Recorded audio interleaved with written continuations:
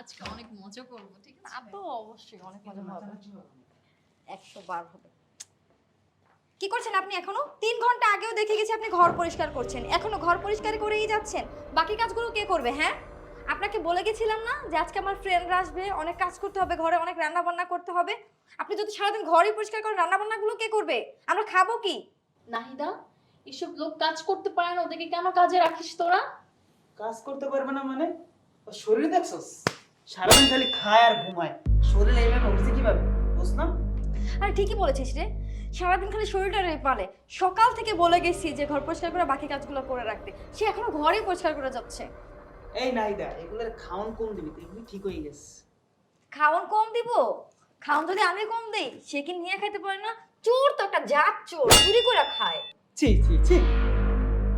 বৌমা, তুই কেমন কথা কইলা? আমি চুরি করে খাই? আমি কি চোর? হ্যাঁ, তোমার বন্ধু বান্ধবের সামনে আমার ছোট করলা, আর আমি চুরি করে খামু কে? এটা তো আমারই বাড়ি, ঠিক না? নাহিদা, বৌমা, আমার বাড়ি? কে এটা? কি আরে বলে? ছাড় তো, এই সব পাগল ছাগলের কথা কেউ মাথায় নেয় না তো। আরে তুই একদম চুপ, কোনো কথা বলবি না, যা নিজের কাজ কর। আর শোন, আমার ফ্রেন্ডরা আছে, ওদেরকে ভালোভাবে আপ্যায়নের ব্যবস্থা কর। এখনই গিয়ে 2 মিনিটের মধ্যে 3 জনের জন্য খুব সুন্দর করে ঠান্ডা শরবত বানিয়ে নিয়ে আসবি।